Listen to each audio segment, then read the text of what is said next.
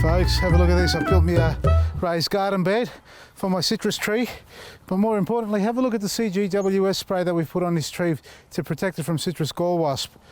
This is what it looks like once it's sprayed and dried up on the tree. It goes white. A white film is left over the entire plant. It's not going to harm the plant one bit.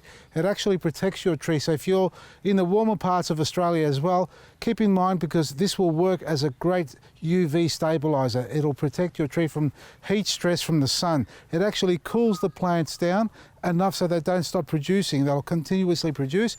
Plus, it'll stop CG, which is citrus guard or citrus gall wasp, attack on the tree. So when you do spray it, you want it to look like this. This actually may need another spray around here because I can see a couple of spots I missed, and you can't tell when you're first applying it. It's only once it dries up. Now, I've raised the garden bed, put my planter box in here. So this is sitting above ground. Everybody asking me, how the hell is it going to grow roots in the air? Well, this is how it's going to grow roots.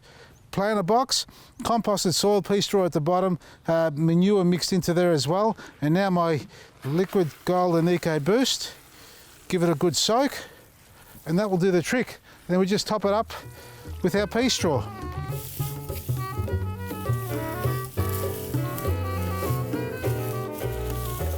Soak it down with a bit more liquid fertilizer, hydrate the mulch. It's important to keep it down. Now, that's that. You'll find all these products on our website and some great deals going there too, especially for Father's Day, folks. We've got some beautiful hamper packs, but go and check it out on the website. Let's get back to gardening. I've got frangipanis I want to talk to you about. These are from my mum's house. Have a look at this, folks. Let me put this down here. Now, I don't know if you spotted in my gardens over there, some frangipanis are planted in the ground. Now, they're tropical plants, obviously. Most of you would know that, if not all of you. Now, these are cuttings from my mum's place in Coburg.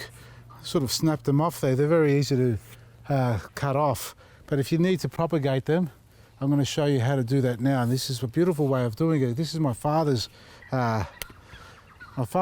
Now, what he loves to do is actually put honey on the bottom. Now, what you need to do, because they're succulent, they're full of moisture inside, they bring out a milky sap like that when you break them off.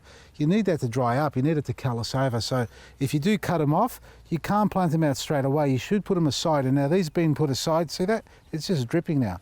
See the milk coming out of that? It's just dripped over there. You need to put them aside. You need them to heal over. See how that's dried up there like that? Now that needs to callus over. It needs to heal and close off the wound there. Otherwise, if you plant it straight into the ground, it can rot out.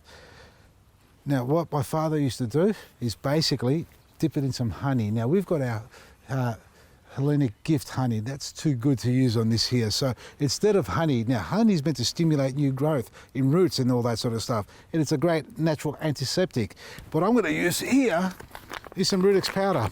Now, we've got the Rudex gel online, but the Rudex powder is quite common. You can get that almost anywhere. What you do is basically dip the end of that into the powder, but you need to hydrate the bottom of it. So we'll first let it heal over, put it in some water like that, and then we dip it into the powder. I'd use the gel, but the bottle's too small. Like that. Tap off the excess. Put it aside, allow it to dry. That's meant to stimulate new roots. Now, you can use honey if you've got some good old honey in the kitchen pantry. Nothing too expensive. Use that if you like. Give it a go. Put that aside, let it dry.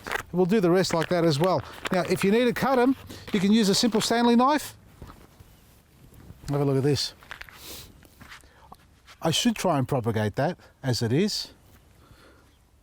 Yeah, I will. That's a nice one. But this one I'm going to cut, and I'm going to use my little lowy. Oh, look at that. It cuts so easily. Wasn't even ready for it. Cut them off, let them heal, and once it's healed, dip it in some water, put some rooting powder on it, Rutex powder on it, and plant it up in a pot with some potting mix. Or topsoil if you like, because these are pretty tough.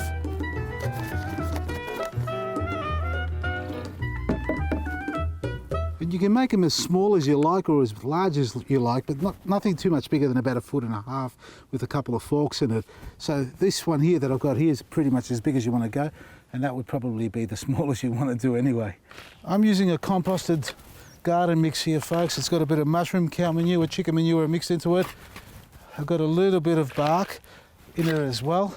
It's already broken down, and that's what you need. You need a bit of texture. Now, this is okay for the pots, for the frangipani, but I don't recommend you actually use garden soil in your pots because it can go hard and become waterlogged. Now, I'm not using my grow pots, my material ones, because I've got them full of vegetables and I'm enjoying that, and my deciduous fruit trees that I'm going to transplant later on in the season. And these are just some old plastic pots that I had lying around. That's all I need for now. Once they grow roots, I'll transplant them out into the ground or into a large pot. Now we just stick them in there, press it down firmly so they don't wobble around, like that.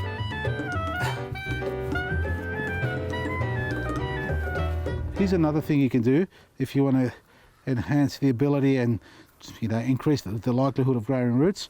You can actually ring bark it, and just by cutting a ring around it like that, all the way around, and do that about 1 inch apart, one ring to the other, and then put it straight into the soil. And where those cuts have been made, those insertions, it'll actually go to heel over, and because there's soil contacting it, it'll grow some roots.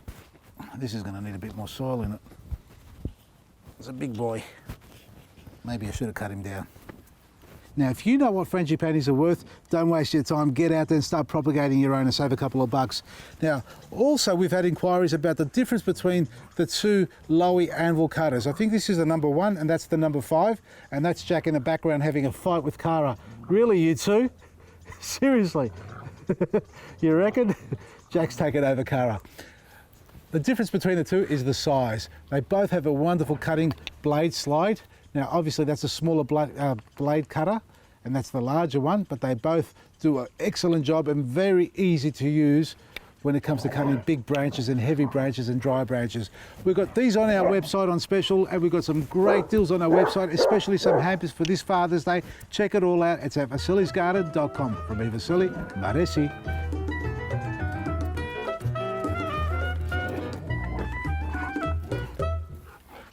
I give up. I really give up. We forgot to water the plants too, by the way. I've got to put some EcoBoost and liquid gold on the frangipanis, otherwise they're not going to grow.